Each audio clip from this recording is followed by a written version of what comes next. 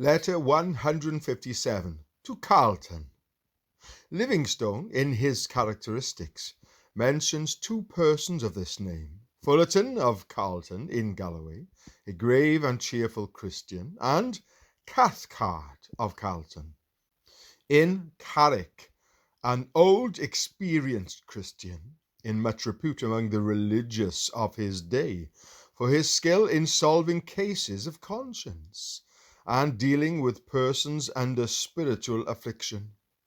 But it seems clear that Rutherford's correspondent was John Fullerton of Carleton in the parish of Bourg, for in letter 15 he is spoken of as in Galloway. In the minutes of Covenanters, we find the following estates put side by side, all of them a few miles from Anworth. That is, Robertson and Carleton, Cally and Ruskell, Carsluth and Cassicary. His lady's name appears prefixed to letter 256.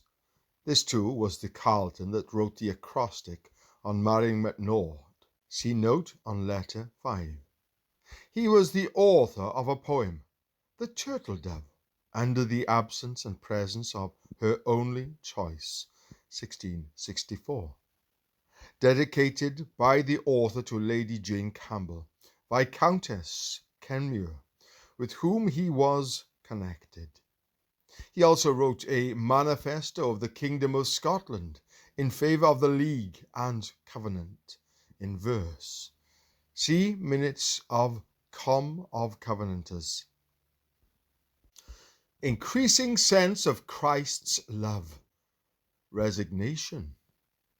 Deadness to earth. Temptations. Infirmities. Much honoured Sir, I will not impute your not writing to me to forgetfulness. However, I have one above who forgetteth me not. Nay, he groweth in his kindness. It hath pleased his holy majesty to take me from the pulpit and teach me many things in my exile and prison that were mysteries to me before.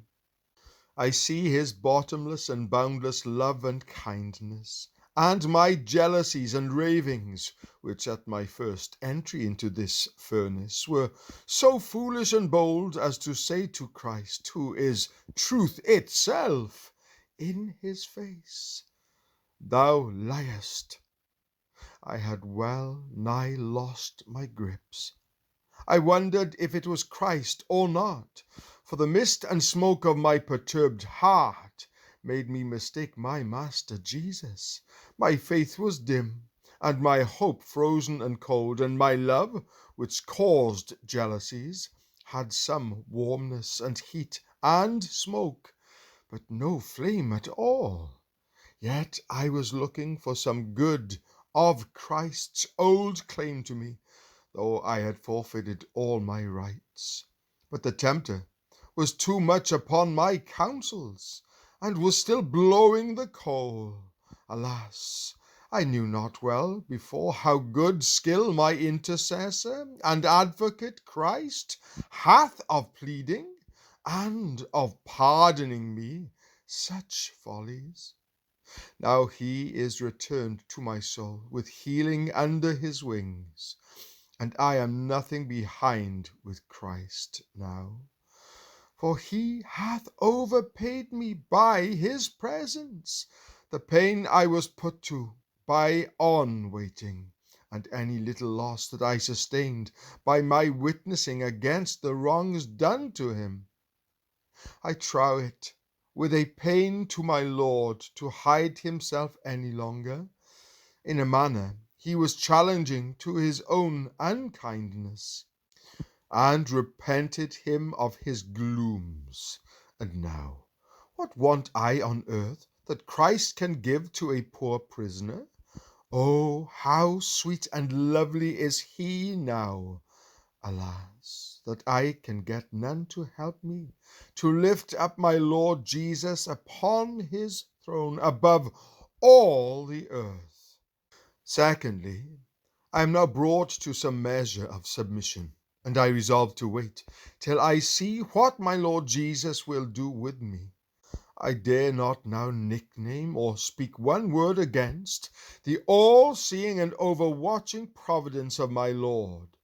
I see that providence runneth not on broken wheels, but I, like a fool, carved a providence for my own ease, to die in my nest, and to sleep still till my grey hairs, and to lie on the sunny side of the mountain in my ministry at Anworth.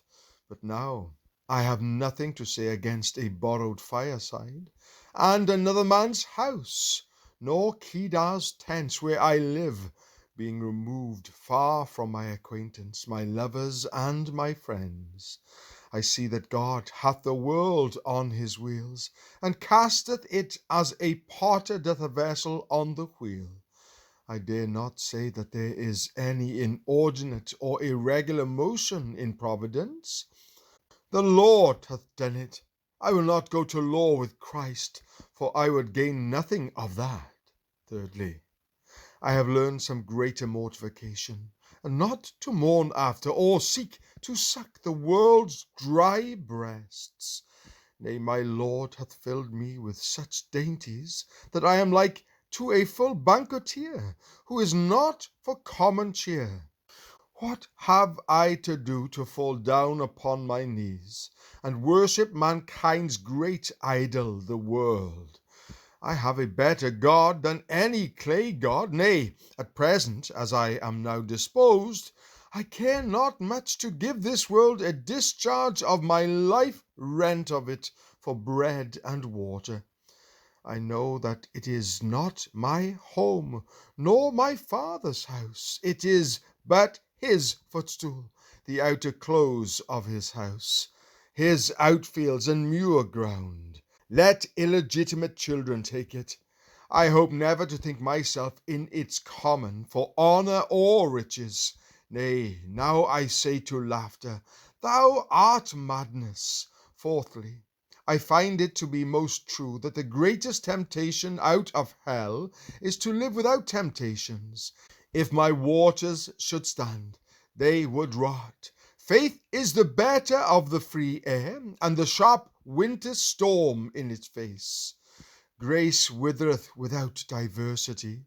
The devil is but God's master fencer, to teach us to handle our weapons. Fifthly, I never knew how weak I was, till now, when he hideth himself, and when I have him to seek 7 times a day.